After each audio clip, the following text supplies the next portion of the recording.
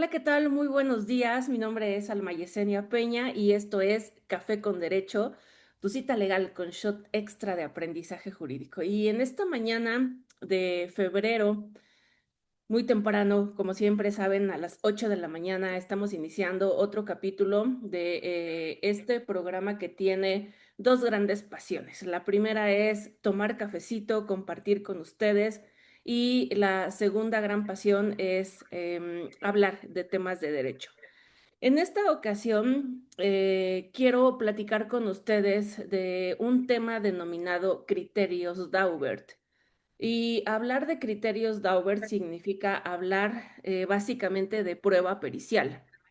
Y es que en verdad en Latinoamérica, evidentemente en México, el tema de las pruebas periciales tienen muchas áreas de oportunidad y hay muchas cosas que deben de preocuparnos sobre las pruebas periciales en los procesos, ya sea en ámbito penal, en familiar, en civil, en laboral, bueno, en la rama que ustedes consideren, porque una de las principales problemáticas es, por ejemplo, la baja fiabilidad que tienen las pruebas periciales y que nosotros no sabemos y hasta que nos ponemos a estudiar o a conocer esa pericia, esa expertise, nos damos cuenta que tiene una fiabilidad muy baja. Otro gran problema que se tiene es la incorrecta argumentación que se tiene, por ejemplo, en los dictámenes o el mal estudio interpretativo que va desde el planteamiento del problema, de los objetivos y luego si volteamos a ver con las conclusiones que se plantean en un dictamen, esto es incorrecto y además es sistemático porque ocurre en muchísimos de los casos. Otro de los grandes problemas que tienen las pruebas periciales es que las y los peritos siguen utilizando métodos muy antiguos o técnicas muy antiguas que hoy en día la ciencia nos dice que están superadas y que ya no tendrían que utilizarse. Y otro de los puntos del cual tocaremos también en esta mañana y que quisiera que, ya saben, siempre vamos desmitificando cuestiones. Otro de los puntos es que suele darse mayor valor a una prueba pericial cuando es oficial o cuando es del Estado versus a cuando son peritos privados. Y esto, Miguel, Gonzalo, para todos, quisiera que como preámbulo tengamos en claro que las razones que he mencionado ahora, pues son problemas en relación a la prueba pericial y que no debemos de atender así.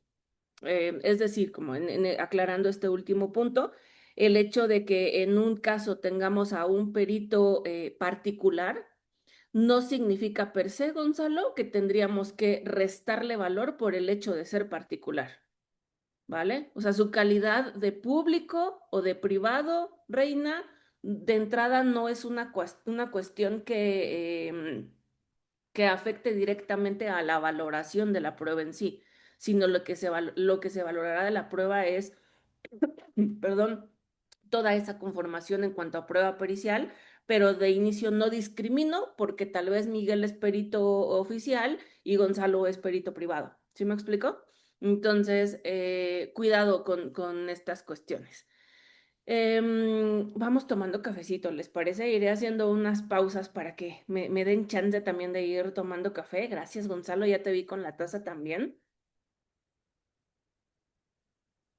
Y bueno, de las cuestiones a las que yo me referiré en este episodio, existen varios instrumentos que ya tenemos en México y que son evidentemente de aplicación ya en nuestro país, que son vigentes, que además son muy interesantes. Yo recomiendo ampliamente la lectura. Y que ya saben, a lo largo del día, luego cuando termine el programa, se los compartiré a través de nuestros grupos de WhatsApp. Saludo en Facebook a Yoba y a otras personas que están por aquí conectadas. Muchas gracias por acompañarme. Y sobre de estos instrumentos a los que, insisto, me refiero, me referiré durante este episodio, son, uno, existe algo titulado Guía sobre el contenido de los informes periciales y su impacto en el debido proceso. De este documento es autora la doctora Carmen Vázquez, quien es mexicana y actualmente reside en Girona, España, y que es experta en temas de razonamiento probatorio y que afortunadamente ha influido mucho en estas cuestiones ya en nuestro país. Y el título del documento que les cuento, ay, mi cámara se está locando, perdónenme. Mi cámara necesita café, ¿ya vieron? Estos documentos de los que les hablaré ahora los pueden encontrar libremente en internet y además, pues la publicación tiene auspicio de la Corte, ¿saben? O del Consejo de la Judicatura, de la Escuela Judicial de Formación y pues bueno, de ahí que encuentran también la parte robusta o la seriedad académica que necesitamos.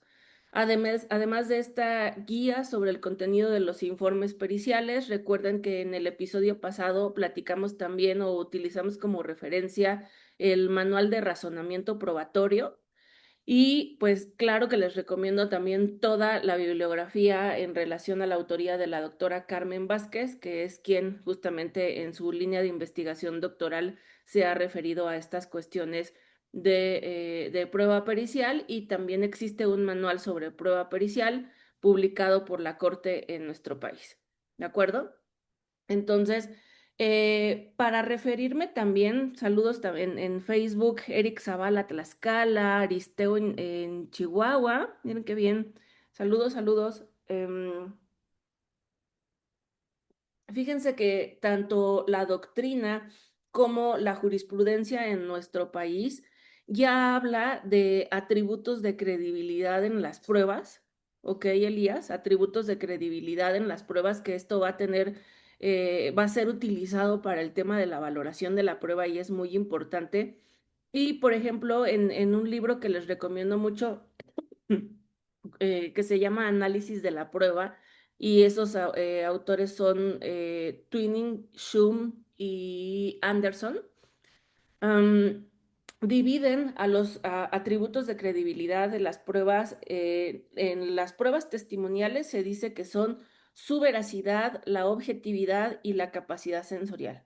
Y por otro lado, en las pruebas materiales se refiere a la autenticidad, sensibilidad y fiabilidad. ¿Ok?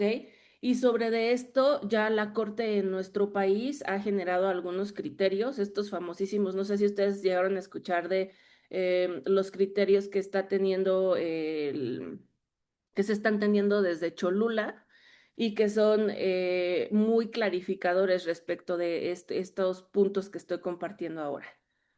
Ah, bueno, para poder llegar a estos puntos a lo que me he referido, a estos atributos de credibilidad y a estas cuestiones de lo que debe de conformar, de lo que, ¿se acuerdan? Hace unos minutos me refería a lo que debe de preocuparnos de las pruebas periciales. Pues bueno, ¿cuál sería la buena práctica? ¿Cuál sería la buena atención? ¿Cómo sí deberíamos de hacerlo bien? Para poder responder a esta pregunta, justamente tenemos que voltear a ver a la doctrina Abel, y en la doctrina pues nos lleva ventaja, en este caso, a Estados Unidos respecto a los casos referentes, justo de los cuales es el título de este episodio, que es caso Daubert. Fíjense que en Estados Unidos existen dos casos en sí, dos casos que son referentes para poder hablar de estas cuestiones de prueba pericial. El primero es caso Fry y el segundo es caso Daubert. Ok, entonces les quiero contar un poco sobre de eso, si me lo permiten, porque además de que son muy interesantes los casos, van a ver cómo nos llevan justamente a entender también estos problemas que tenemos de prueba pericial en nuestro país. El primero al que me referiré, porque saben, no podemos hablar de caso Dauber, yo sé que ese es el título que hemos dado al cafecito de esta mañana. No podemos hablar de caso Daubert sin antes referirnos a caso Fry. Y algo que me parece muy interesante y que seguro con varios de ustedes lo he compartido en clase, en clases de razonamiento probatorio, de prueba, de estas temáticas en sí, me parece interesante y preocupante en cuanto a caso Fry, ¿ok? Deletreo F-R-Y-E, caso Fry. De esto me parece delicado inicialmente que miren, este caso ocurrió en el año de 1923. ¿Ok, Miguel? 1923. O sea, sáquenle cuentas. ¿Cuánto tiempo ha pasado? ¿No? Como dirían, un montón. ¿Vale? De 1923 estamos en 2026. Bueno, chéquenle, ¿cuánto tiempo, Aristeo, Eric, cuánto tiempo ha pasado? ¿Y por qué recalco esto? Bueno, ahí les va la historia. Em, Caso Fry ocurrió en Estados Unidos y resulta que bueno, el nombre de esta persona es James Alfonso Fry y este sujeto fue acusado de asesinato en segundo grado contra una persona que se llamaba Robert Brown. Y en el caso de Fry, tuvo un cambio de defensa y además del cambio de defensa, tuvo un cambio de estrategia en su defensa, Elías, porque inicialmente ya saben que en Estados Unidos existe un momento en el cual la persona imputada tiene que hacer una manifestación sobre si se considera inocente o culpable. Hemos visto esto mucho en las películas, ¿no? En Netflix, si lo ubican. Entonces, inicialmente, Fry se había declarado culpable y luego tiene un cambio de estrategia y con su defensa, Sophie, bienvenida, y luego dicen, no, no es culpable, es inocente, ¿no? Ya teníamos una variación sobre su teoría del caso. Y fíjense, en aquella época, en 1923, el polígrafo estaba resultando novedoso, ¿vale? Entonces, la defensa de Fry decide llevar como prueba a juicio, llevar como prueba a este caso, la idea, la propuesta de que a Fry lo conectaran a polígrafo y entonces declarara y así valorara en una nueva oportunidad las personas juzgadoras si en efecto Fry era inocente o culpable, ¿vale? Notan esto, yo les preguntaría ahora a las personas que me acompañan, ¿quiénes de ustedes conocen el polígrafo? ¿Cuántos de nosotros hemos pasado por la prueba de polígrafo? Yo he pasado muchas veces, creo que ahí Elías dice que sí, gracias. Yo creo que he hecho ya casi como 10 veces en mi vida, oigan, les voy a decir, 10 veces en mi corta vida, ok, por favor, que quede claro, en mi corta vida el polígrafo, porque cuando trabajé en PGR y en Policía Federal y en la Fiscalía del Estado, ya saben que esta prueba es de cajón, ¿no? Para los exámenes de control y confianza. Ahí Oscar dice que sí, Raquelita que sí, muchos de ustedes están diciendo que sí. Entonces, vean, lo cierto es que hoy en día, exacto, Oscar, pero también, oigan, ya un montón, ¿no? Muchos de nosotros, básicamente creo que podemos afirmar que todas las personas que se desempeñan como servidores públicos en México hemos pasado cuando menos una vez por la prueba de polígrafo, ¿no? Y dije cuando menos una vez porque es de la primera vez que haces los exámenes, pues tienes que pasar por ahí, ¿no? Mm, entonces, vean, eh, por un lado me alegra mucho que varios de nosotros entendamos muy bien y ya hayamos vivido la experiencia de lo que es el polígrafo. Y regreso, igual Angélica dice, conozco cómo funciona, pero no me la han aplicado. Ok, Angie, gracias. Me regreso a caso Fry. ¿Qué pasa? En ese caso, quiero aclarar esto, tanto caso Fry como caso Dauber, en estos casos, se está discutiendo en Estados Unidos si se admite esta prueba o no. Atención, en Estados Unidos y originalmente se trató de una cuestión de admisibilidad de la prueba, ¿ok, Evangelina? De admisibilidad de la prueba. Entonces, cuando en Estados Unidos está pasando esto, el juez que llevaba el asunto de Fry dice, no, no admito esa prueba, pero la admito y bueno, aquí ya saben que yo tengo una forma particular de contar las cosas, ¿no? Obviamente no con estas palabras ocurrió en los casos originales, pero permítanmelo así porque es café con derecho. Entonces, en el caso de Fray, el juez no admite esa prueba. ¿Saben por qué, Gonzalo? Porque no sabían de qué se trataba. Insisto, estamos en el año de 1923 y no sabían de qué se trataba el polígrafo y entonces la persona juzgadora dijo, oigan, es que yo necesito que un grupo de expertos analice esa prueba y pues me diga de qué va la prueba, ¿no? O sea, cómo funciona, qué mide, si mide bien, qué necesita, o sea, un estudio de esa prueba, ¿ok? Para que entonces yo sepa si la puedo admitir o no. Y es así como este asunto, atención, ante la no admisión de esa prueba, pues se va por los medios impugnativos y en algún momento llega a la Corte Suprema de los Estados Unidos. Y es así como la Corte en Estados Unidos define el primer criterio que se debe de tomar en cuenta.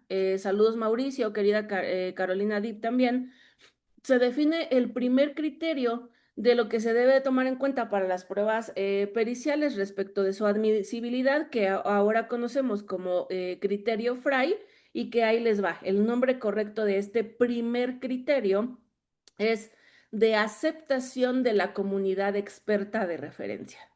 Repito, criterio de aceptación de la comunidad experta de referencia. ¿Vale? ¿Qué significa esto, Evangelina? Que bueno, si imagínense, en ese momento vienen con una cosa novedosa que se llama polígrafo y no sabemos qué rayos es eso, pues volteemos a ver a los expertos y que ellos nos digan qué rayos es el polígrafo, ¿no? ¿Para qué sirve? ¿Dónde te lo conectan? ¿Qué va a medir? Todo ese rollo. Y vean, lo interesante, súper interesante, y aquí viene el plop, ¿no? Que les insistía yo en el tema de la temporalidad para nuestro país,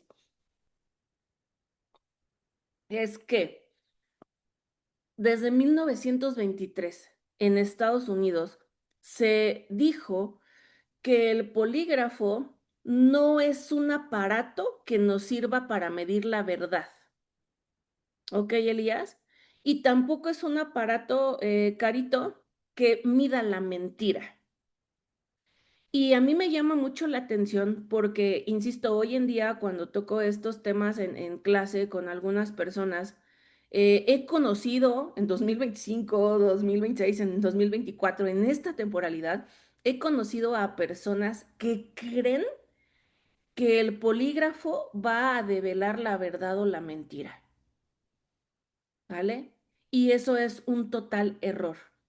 Porque lo que ese grupo de expertos, atención, lo que esa comunidad científica de referencia dijo desde 1923 es que el polígrafo solamente mide las reacciones que nuestro cuerpo, las reacciones fisiológicas que nuestro cuerpo está teniendo, particularmente de a donde lo que nos hayan conectado.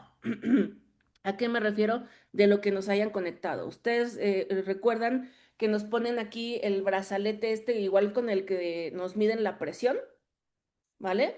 Entonces, pues ese nos va a medir la presión y punto. Pero no por, imagínense que llegan personas hipertensas. Pues el hecho de que tengan la presión altísima no les convierte en mentirosos, ¿estamos de acuerdo? Ni si eres hipotenso o hipertensa, Carito. O sea, no, eso no concluiría que Carito sea mentirosa.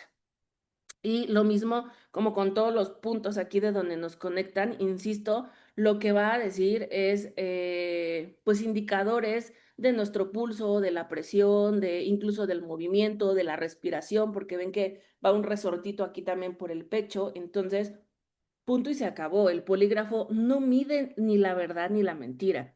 Y por ende, en este caso de la defensa de Fray, si ustedes se recuerdan, pues se vuelve un sinsentido el aceptar esa prueba para la intención de lo que la defensa quería, Gonzalo. Porque si recuerdan, Miguel, la defensa de Fray había dicho, queremos sujetarlo a esa prueba para que entonces vean si él es inocente o culpable, ¿no? Si dijo la verdad o la mentira. Pues entonces no, no sirve para eso, ¿ok? En ese sentido, pues a partir de caso Fray, listo, ya tenemos este primer criterio muy importante en relación a las pruebas periciales. ¿Estamos claros? Ahora, sé que en algún momento en este intercambio de café, ahí vamos a dar otro traguito de café,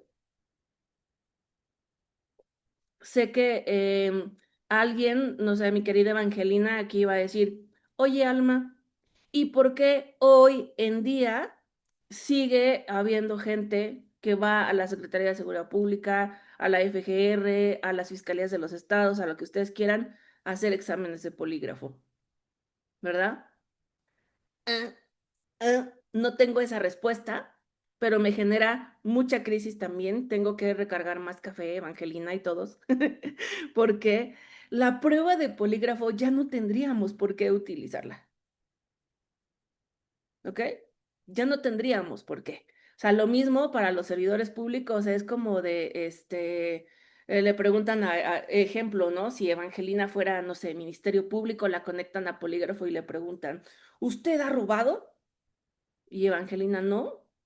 No, pero es que aquí el polígrafo está marcando, pues está marcando mi presión, está marcando mi pulso, ¿no? Está marcando lo que quieran, Evangelina, pero no indicaría, no nos permitiría llegar a concluir que Evangelina robó, ¿vale? Se los dejo ahí e igual y en otro café con derecho podemos seguir hablando. Es más, ya se me ocurrió que hablemos de estas cuestiones de los exámenes de control y confianza. ¿Quiénes de ustedes, en el litigio defienden a servidores públicos?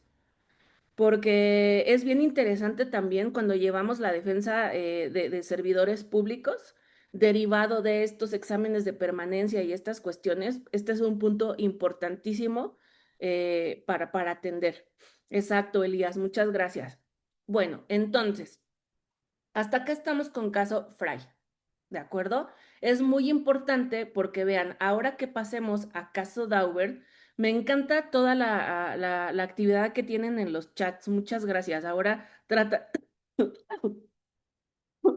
perdón, ahorita en el comercial trataré de, Carito, trataré de leer un poco porque ya saben, ahora que estoy directamente con ustedes, tengo que concentrarme en lo que quiero contar, en tomar café y ahora leo comentarios. Entonces, de 1923, que fue caso Fry, nos vamos a pasar, van a avanzar varios años, porque caso Daubert, atención aquí, caso Daubert, ya se asentará en el año de 1995. Han pasado unos años, ¿ok? 1995. Y para caso Daubert, fíjense que es interesante, por ejemplo, primer punto, identificar, Alfredo Carito, que fue un caso que no ocurrió en materia penal, sino en ámbito civil. ¿Ok? ¿Y por qué fue en materia civil? Saludos, Moni. Ahorita te leo Aristeo, Alejandro Nicolás y los que están en Facebook también. ¿Por qué digo que este caso ya fue en ámbito civil? Fíjense que Daubert era el nombre de un niño que en aquella época, además de Daubert, con muchos niños, nacieron con un mal congénito, particularmente que cuando nacían esos bebecitos, Sofi, tenían las manitas o las piernitas cortas, ¿ok? Pero no nos referimos, Alfredo, que solo a Dauber le pasó, sino que fueron varios niños, Carito, varios niños que están teniendo esta complicación. Entonces, ese grupo de mamás y papás se reunieron para investigar médicamente, fisiológicamente, qué estaba pasando con sus bebés y por qué les estaba pasando eso. Y atención, este caso es importante para nuestro estudio porque este grupo de padres y madres, ojo, contrataron a peritos particulares. ¿Ok, Sofi? Y eso es lo que les decía al inicio del café. El hecho de que tengas un perito del Estado público o que lo tengas privado de entrada no tendría por qué inferir en la valoración de la prueba o en la afectación de la calidad de la prueba. ¿De acuerdo? ¿No les parece que si el perito es público o privado, igual tendría que hacer bien su chamba? Sí, ¿verdad? ¿No? Con independencia de esa calidad. Entonces, contratan a estos peritos para determinar qué había pasado con los bebés y fíjense que encontraron la conclusión en ese caso fue que em, las mamás de estos bebés durante los primeros meses de embarazo tomaron un medicamento que en ese momento se llamaba Vendectin. Y ese medicamento era suministrado a las mamás justo por estos síntomas que se sabe, oigan, ahora sí que diríamos, por las máximas de la experiencia, aclaro, yo no soy mamá, pero las máximas de la experiencia nos dicen que las mamás los primeros meses de embarazo sufren de náuseas, vómito y mareos, ¿cierto? Entonces, el Vendectin, querida Moni, saludos a Torreón, el Vendectin fue tomado, ¿ok? Fue tomado por estas mamás para esos síntomas. Y de ahí, esto es muy interesante, en un tema de prueba de causalidad, se encontró una relación en esto y derivó en esa conclusión, ¿no? De que el Vendectin provocó ese mal en los bebés. Así que obviamente les decía Alfredo, Juan Carlos Marín, a Azucena, por eso se van por vía civil contra la farmacéutica, ¿ok? Contra la farmacéutica que, pues, que había sacado a la venta el Vendectin. Y otra vez, ante la inadmisión de estas pruebas, es como el asunto se impugna y llega de nueva cuenta hasta la Corte Suprema de los Estados Unidos para, pues, resolver este caso. Entonces, derivado de estas cuestiones es que llegamos a los criterios Daubert, porque la Corte Suprema de los Estados Unidos, a partir de ahora, se va a responder, bueno, ¿qué necesitamos? Hagan de cuenta, ¿qué checklist necesitamos prever de las pruebas periciales para entonces resolver si sí admitimos o no admitimos esas pruebas? Y de aquí van los 4 criterios Dauer. Pero antes de que se los cuente, vamos a un pequeño comercial, por favor.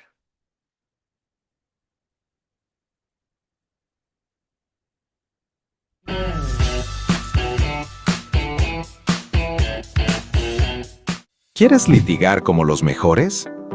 Si en audiencia pierdes por técnica, acceso VIP a técnicas que deciden sentencias. INDECAG te invita a la Masterclass El precedente judicial, cómo el pasado decide el futuro, impartido los días 20 de febrero, introducción con la doctora Alejandra Martínez Verástegui. 27 de febrero, el papel de los hechos en el precedente con el doctor Arturo Bárcena.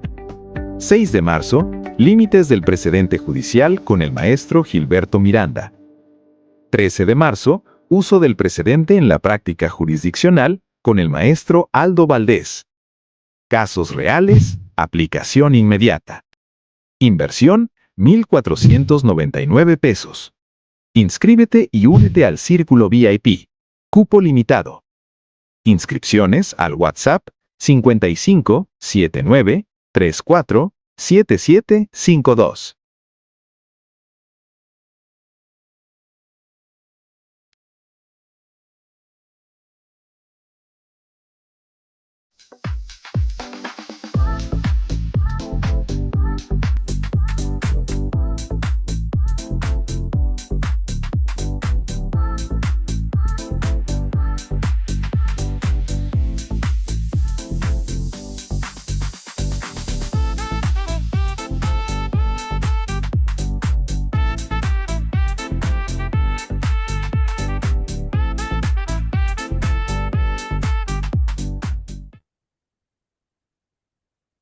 ¿Qué tal? Muy buenos días. Esto es Café con Derecho y estamos hablando del caso Daubert en relación a las pruebas periciales. Así que les contaba que los criterios, ay, perdón, los criterios que derivarán de este caso Daubert son, fíjense, en primera, la Corte de Estados Unidos dice, voltea a ver a caso Fry y dice, claro, ese criterio que ya habíamos establecido hace varios años con el asunto de Fry, tenemos que reafirmarlo, Alfredo y Oswaldo, ¿ok? Porque es importante, recuerden, que la comunidad experta de referencia se manifieste sobre esa prueba, ¿no? Entonces, tiene que tener la aceptación general de la comunidad experta de referencia y confirma. Este primer criterio en caso Dauer es confirmar o atraer, perdón, el que se había generado de caso Fry. Eso significa, insisto, que la comunidad experta de referencia nos va a hablar sobre la validez, la fiabilidad de esta prueba, ¿ok?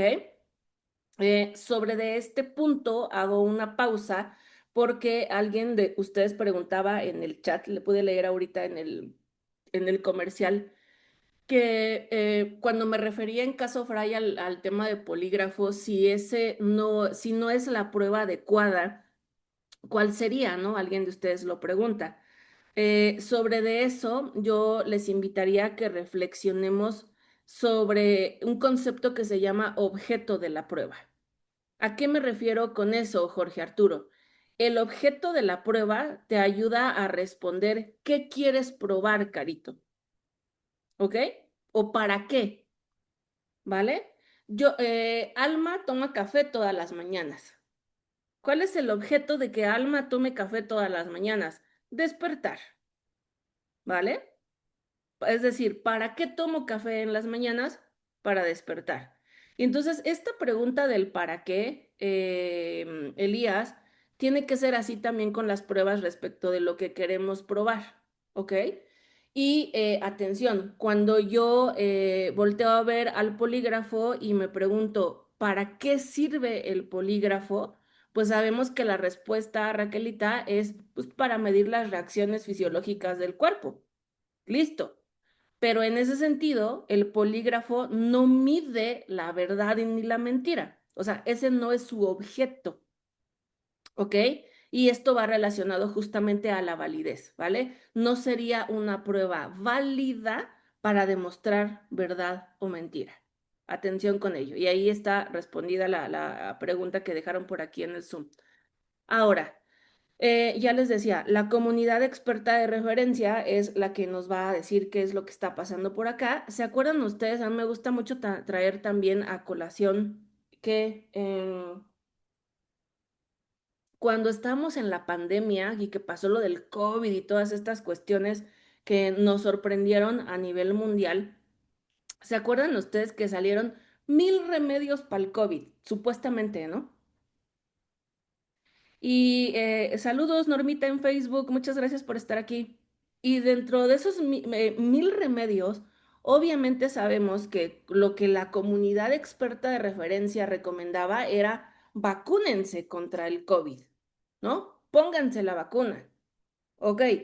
Pero eso sí dijo la comunidad experta de referencia, vacúnense contra el COVID.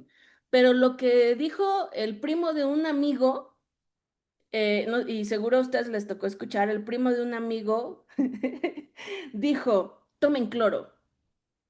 Yo llegué a escuchar a varias personas en pandemia que decían, no, Elías, en la mañana, así ya saben, ¿no? En ayunas, porque todo pega más fregón en ayunas. En un vasito con agua que le pones por aquí de agua, le echas 10 gotitas de cloro y te las tomas y vas a ver que con eso no te va a dar COVID. ¿Llegaron ustedes a escuchar eso? Ya ven, varios están diciendo que sí. Sin embargo, acuérdense que eso lo dijo el primo de un amigo, no lo dijo la comunidad experta de referencia. Atención, porque de ahí que vean que es importantísimo que sea ese grupo de científicos quienes validen, quienes respalden, ¿no? A este método, a la técnica, a la prueba en sí. Evidentemente, pues aquellas personas que anduvieron tomando agua con cloro, pues nomás me imagino la terrible gastritis que habrán tenido después. Pero fuera de eso, muy seguramente sí les dio COVID, ¿no?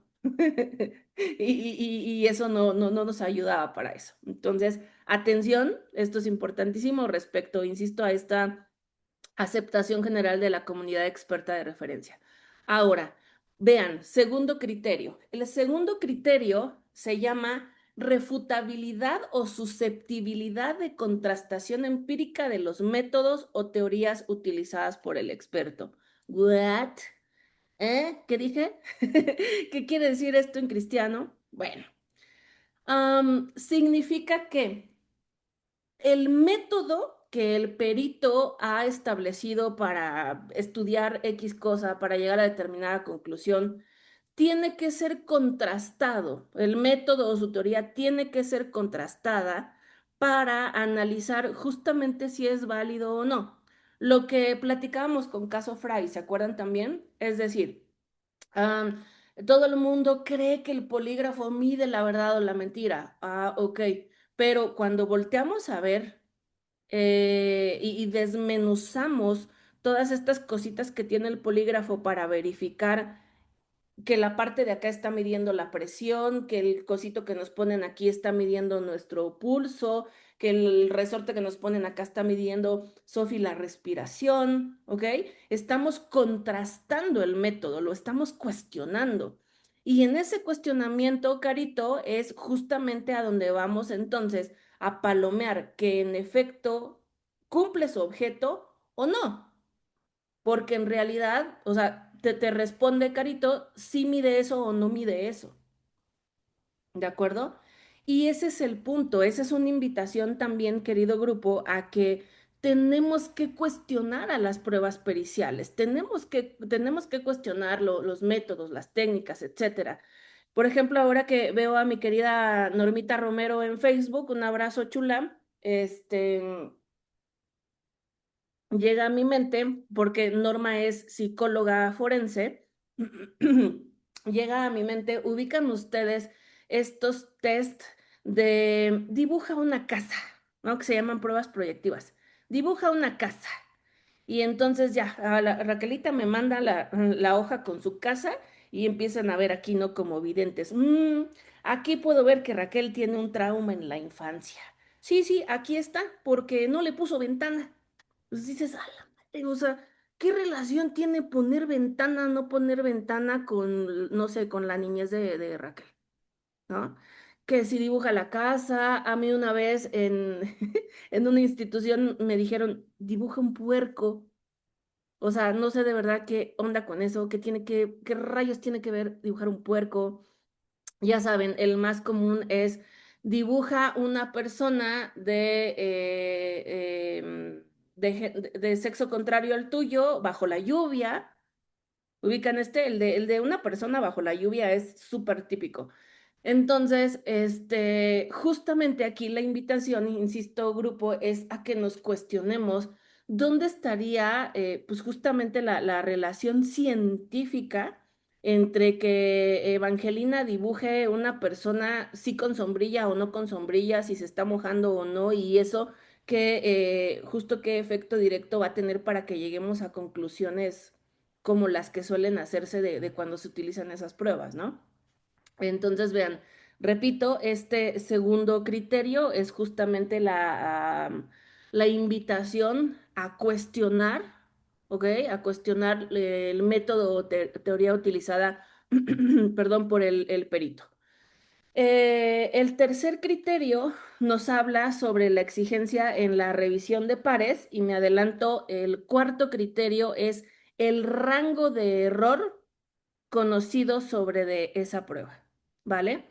Entonces, en la revisión por pares, perdón, y ahí también entra también el tema de las publicaciones, es importantísimo verificar de esta prueba pericial en cuanto a su método o el método o la técnica que se está utilizando, qué es respaldo tiene. ¿Vale? Por así decirlo, qué bibliografía tiene, en dónde se ha publicado, justamente qué le va a dar este soporte robusto para saber si es buena la prueba o no lo es. Como les ponía hace un rato este ejemplo también de cuando el COVID, ¿recuerdan? A ver, cuando un grupo de personas dice, tomen agua con cloro, pues entonces ahí tenemos que preguntarnos, ¿quién lo dice, Elías? ¿ok? Y hoy en día, digamos que la reflexión, lo que ya aprendimos es cuando alguien viene, bueno, perdón, llegan a mi mente muchas ideas, iba a decir algo bien, bien loco, pero no, ya me voy a concentrar. Ya saben, hay muchos tés, ¿no? Ah, si estás mala, Raquelita, de tal cosa, tómate un té de piña con canela con no sé qué, y eso te va a curar de tal enfermedad. Ajá, pero lo dice, ¿tiene respaldo científico? ¿No? O sea, ¿quién dice que el té de piña con canela y tal cosa me va a curar de determinada enfermedad? O sea, el ejercicio ahora es, bueno, volteo a ver a la Organización Mundial de la Salud y consulto, Elías, dígalo sin miedo, ¿no? Este, voy a a la OMS, a la Organización Mundial de la Salud, y veo qué publicaciones oficiales, qué pautas nos dan sobre de eso, ¿no? Las ISO, este tipo de publicaciones serias. Una aclaración aquí también importantísima. Pues nuestras redes sociales son eso, son redes sociales que sirven nada más para generar chisme, para que uno publique, igual y yo hoy puedo estar súper triste, ¿saben? Me siento de la fregada, pero publico una foto donde me maquillé divina y pongo una frase de que soy bien feliz en Facebook y tal vez mucha gente diga, ay, sí, Alma está bien contenta, ¿no? O sea, las redes sociales son una pantalla nada más, pero no son justamente una fuente seria de la cual nos tengamos que fiar, Carito, o sea, ya a nivel de cuestiones científicas, ¿no? Entonces,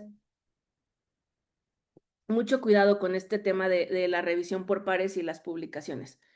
Y sobre del otro punto que les comentaba y el último que me parece muy, muy, muy, muy, muy, muy importante, el cuarto criterio es el rango de error conocido o el rango de error posible sobre de la prueba pericial.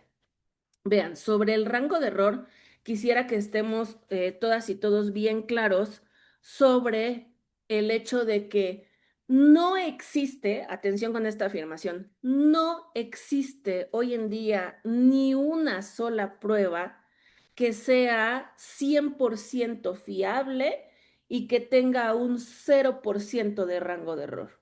No la hay, ¿ok? Todas tienen una posibilidad de error, Alice. Todas las pruebas. ¿Ok? ¿Por qué? De entrada, porque están siendo trabajadas por humanos y todos los humanos nos equivocamos en algún momento. ¿De acuerdo? Entonces, ¿esto por qué me parece muy interesante? Porque a mí me ha tocado estar en audiencias de juicio oral contrainterrogando a las y los peritos y cuando les pregunto sobre el rango de error de la pericia que ellos hicieron, ¿qué creen? He tenido casos donde los peritos me dicen, cero posibilidad de error. Y yo, ¿qué? Sí, cero. Oiga, ¿y cuál es el nivel de fiabilidad de su prueba? 100%. Es mentira eso, ¿ok? O es una gran mentira o es una gran equivocación la que está teniendo el perito en ese momento, ¿vale? Atención para esto, se los voy a mandar a los grupos de WhatsApp en el día. Existen unas guías también que ya la Corte en nuestro país nos ha dado como de luz, ¿no? En referencia a esto de el soporte de las publicaciones serias.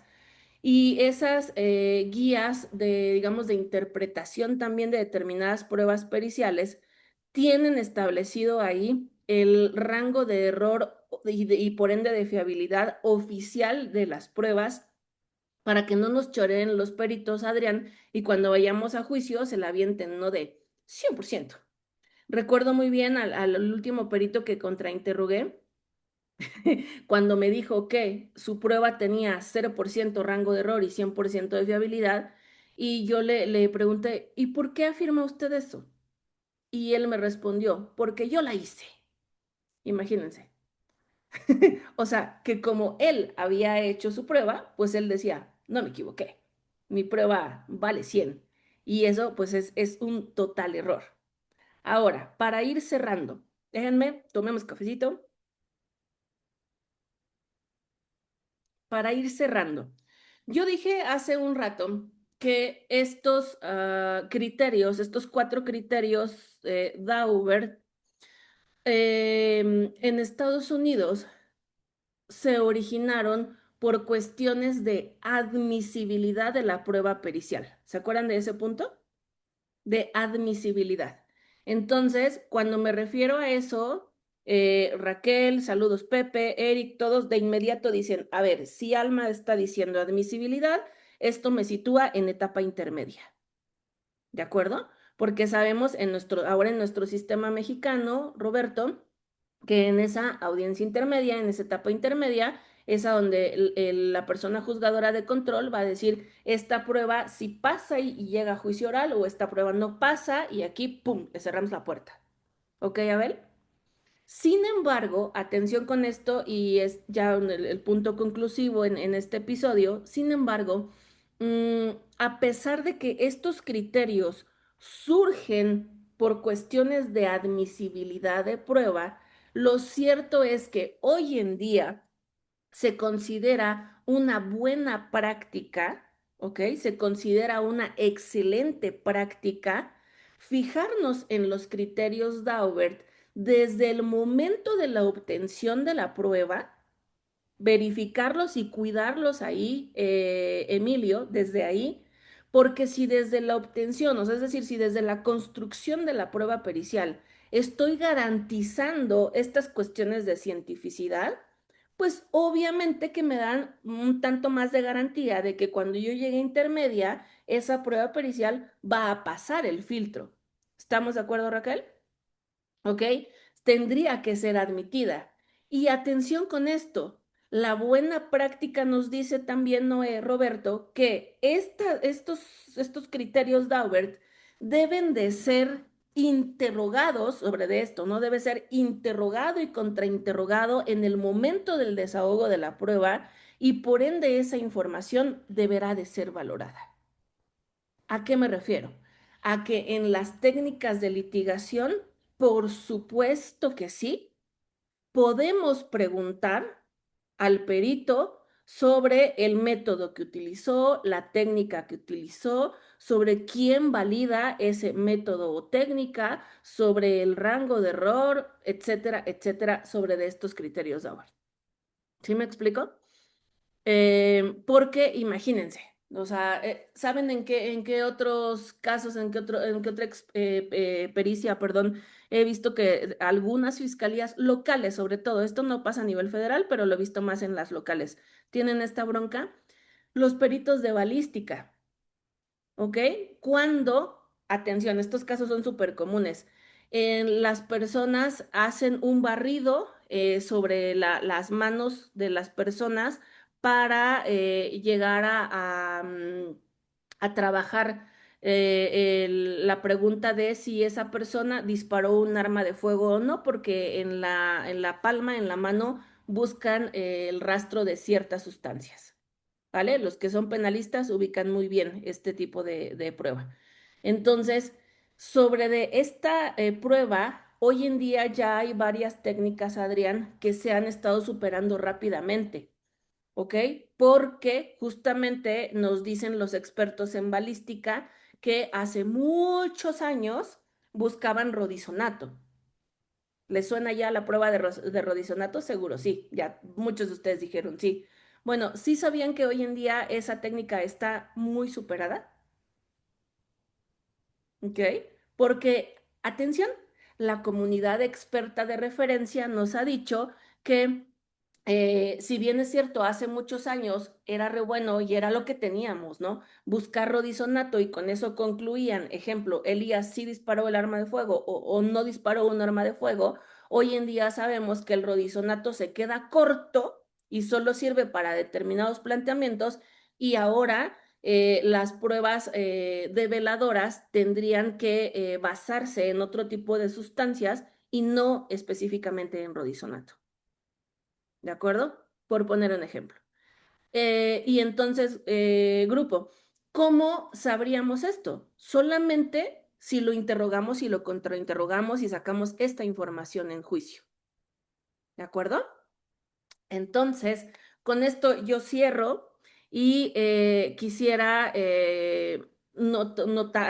hacer valer en ustedes que ojalá se haya generado más inquietud de leer sobre de esto, de conocer sobre de esto y que veamos justamente cómo de cuando pasan estos casos así, que de entrada son interesantes, ¿no? Lo que pasó con Fry, lo que pasó con Daubert y los demás niños y entender cómo estos casos llegan a la corte para generar precedentes y que, insisto, de verdad, no porque yo les haya contado, y que además es así, que estos casos ocurrieron en Estados Unidos, por favor no se vale que digamos, pero Alma nos contó dos casos de Estados Unidos y en México no aplica. No, cuidado, sí aplica.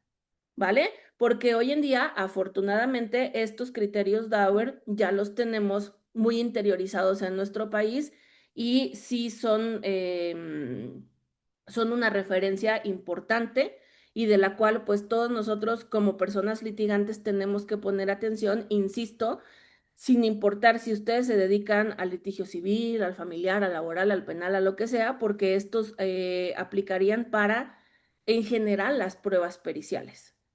¿Ok? O sea, no puede venir Adrián y decir, es que yo soy perito, pero a su vez no utilizó un método científico.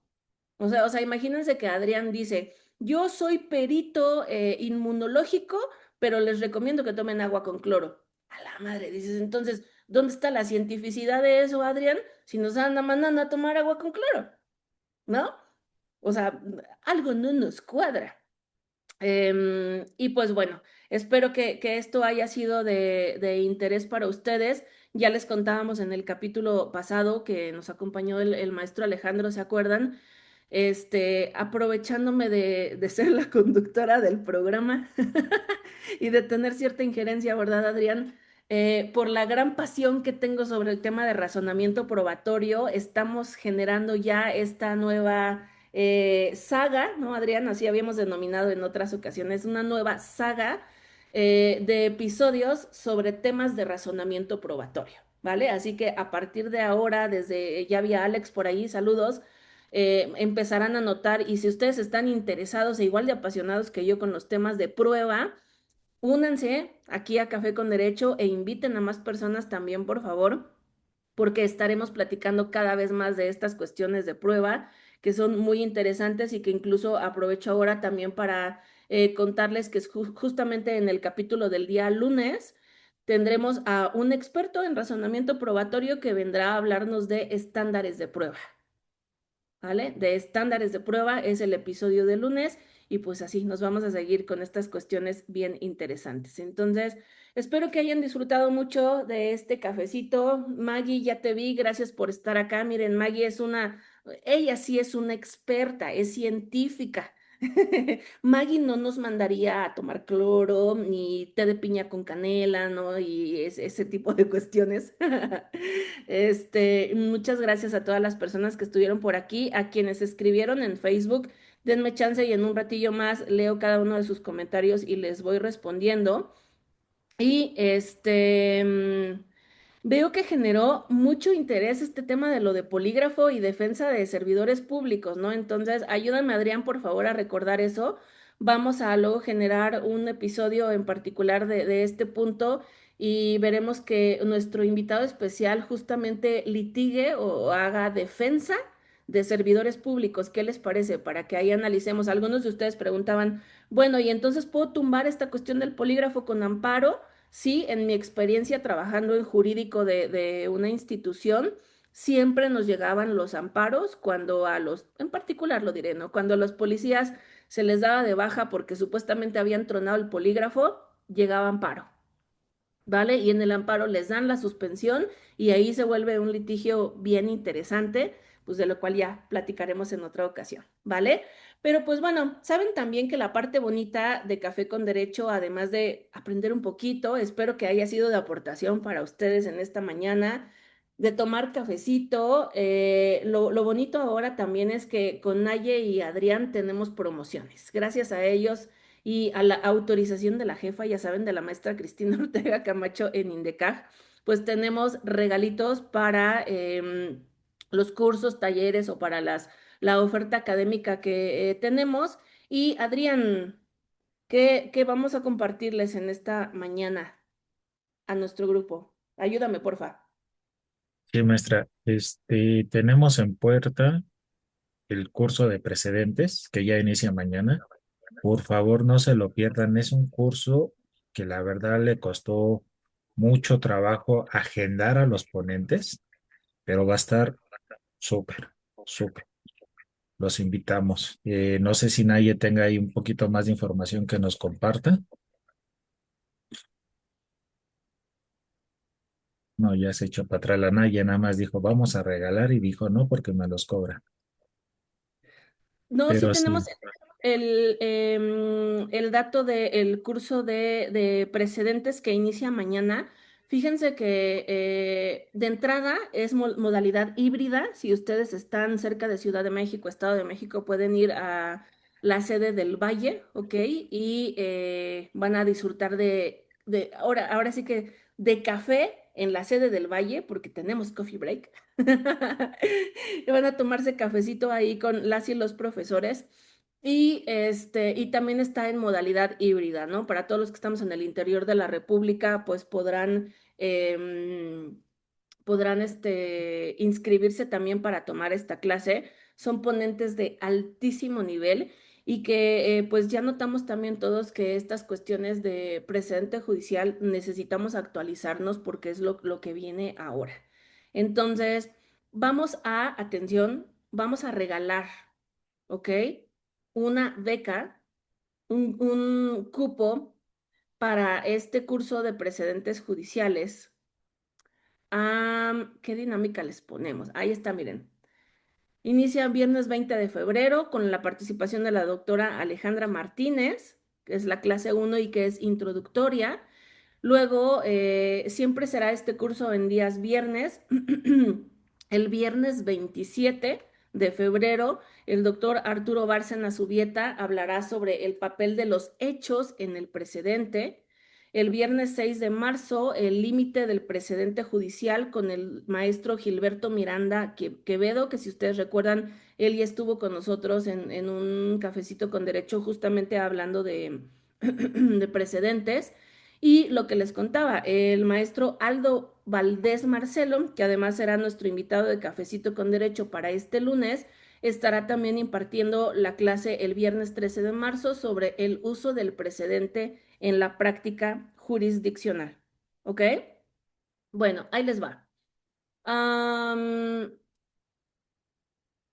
para que, como es el viernes 20, esperen, es mañana. Mm, mm, mm. Ok.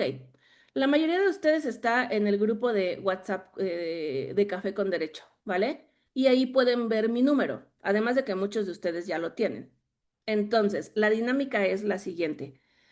Van a investigar cuáles son las 5 pruebas que tienen el mayor nivel de fiabilidad, ¿ok? Bueno, es más, les bajo la tarifa. Tres. Las tres más fiables, ¿ok? Y por otro lado, las tres peores.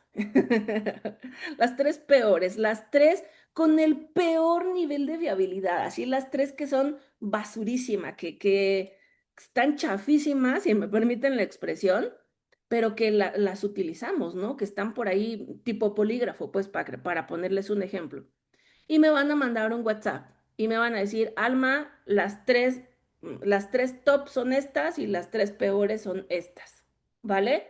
Y a la primera persona, atención, a la primera y única persona que me dé la respuesta correcta y que evidentemente responda primero, se ganará esta beca, ¿de acuerdo?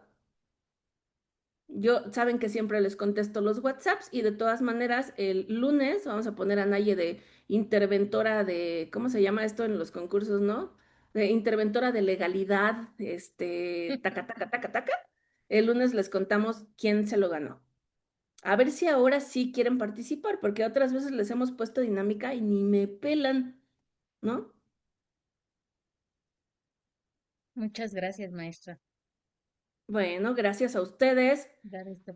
Tenemos que cortar la transmisión. Varios aquí dicen que tienen la respuesta, pero Alberto, por ejemplo, incorpórate al grupo de WhatsApp. Checa en nuestro Facebook de Indacaj, por favor. Entren al grupo de WhatsApp, ahí van a poder ver mi número y me mandan la respuesta, ¿ok? Muchas gracias por todo. He disfrutado mucho este café con derecho, que diferente, ¿no? A los que tenemos en la mayoría de casos donde viene un invitado y platicamos. En esta ocasión ha sido un placer para mí platicar directamente con ustedes. Espero que haya sido de interés este tema y les compartiré también, insisto, a lo largo del día, aquellos instrumentos a los que hice referencia durante esta participación. Les deseo un bonito fin de semana. Descansen, disfruten a la familia, a los amigos, a los amores, sigan celebrando el San Valentín que tiene todo febrero, ¿no? Quieran mucho y nos vemos luego. Hasta el lunes. Gracias.